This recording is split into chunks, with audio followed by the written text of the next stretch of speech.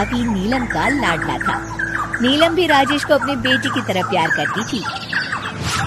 राजेश, लखनऊ वाले मामा जी ने तुम्हारे लिए एक बहुत अच्छा रिश्ता बताया है।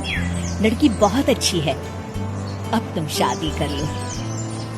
अरे नहीं भाभी, शादी तो बर्बादी है। भला तुम्हारे हाथों के खाने में जो स्वाद है वो किसी और के हाथों में कहाँ। मुझे अभी शादी नहीं करनी भाभी। राजेश की ना नुकुर करने के बावजूद घर वाले उसकी शादी करवा देते हैं, लेकिन फिर भी राजेश अपनी भाभी का पल्लू नहीं छोड़ता। वो अपनी पत्नी को बिल्कुल तवज्जो नहीं देता था। उसके लिए उसकी पत्नी सुधा का होना ना होना बराबर था। अरे राजेश, तुम अकेले बाहर जा रहे हो, सुधा को भी लेते जाओ। अरे क्या भाभी, हफ्ते में एक दिन तो छुट्टी मिलती है और आप वो भी खराब करना चाहती हैं। सुधा बाहर जाके क्या करेगी, वो घर में ही ठीक है। वैसे मुझे देर हो रही है भाभी, चलता हूँ मैं। राजेश की इस बेरुखी से सुधा हमेशा उदास रहती थी। फिर एक दिन नीलम इस विषय को लेकर अपने पति से चर्चा करती है। सुनिए जी, राजेश को कब अकल आएगी? वो तो सुधा की बिल्कुल कदर ही नहीं करता। अब आप ही बताइए, ऐसे कैसे चलेगा? तुम ठीक कहती हो, राजेश को सही रास्ते पर लाना ही पड़ेगा। चलो मैं तुम्हें एक उपाय बताता हूँ। फिर 2 दिन के बाद नीलम बाजार से खरीदारी करके घर लौटती है। ये लीजिए माँ जी, मैं आपके लिए नई साड़ी लेकर आई हूँ। बबलू, ये तुम्हारे लिए। नीलम सबके लिए कुछ न कुछ लेकर आती है।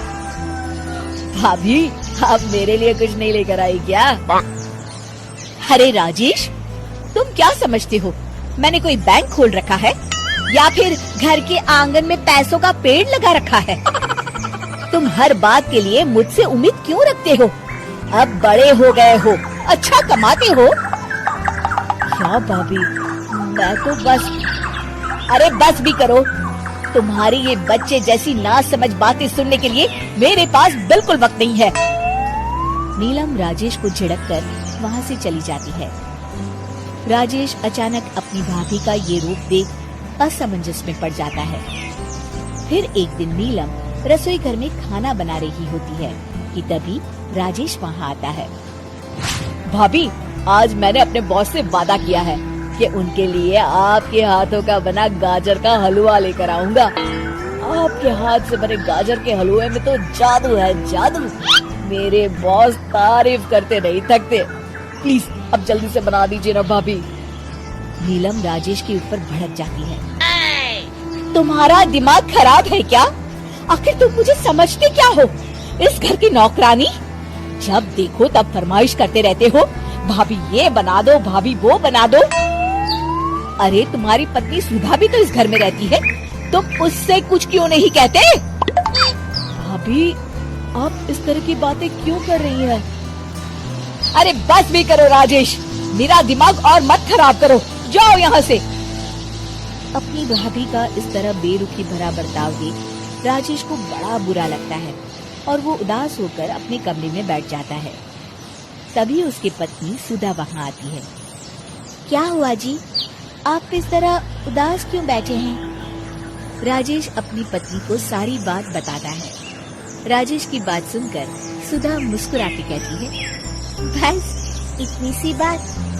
चलिए जी, मैं आपके बॉस के लिए गाजर का हलवा बना देती हूँ। अरे छोड़ो, तुमसे नहीं हो पाएगा, रहने दो।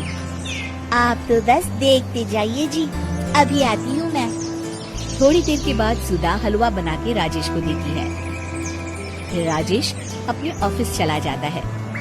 शाम को जब राजेश घर आता है तो खुशी के मारे अपनी पत्नी सुधा को गले लगा लेता है। अरे वाह सुधा, तुमने तो कमाल कर दिया। सच में क्या स्वादिष्ट हलवा था। मेरे बॉस बहुत तारीफ कर रहे थे और इस हफ्ते घर आ रहे हैं तुम्हारे हाथों का खाना खाने। और इतना ही नहीं, उन्होंने मेरा प्रमोशन भी कर दिया है। सच? हाँ, मुझे माफ कर दो सुधा, आज तक मैं तुमसे गैरों की तरफ पेश आता रहा। अरे ये कैसी बातें कर रहे हैं जी, मैं तो आपकी पत्नी हूँ। धीरे धीरे राजेश अपनी पत्नी के साथ पूरी तरह घुल मिल जाता है और अपना ज्यादातर समय सुधा के साथ बिताने लगता है और उसकी हर छोटी मोटी जरूरतों का ख्याल भी रखता है।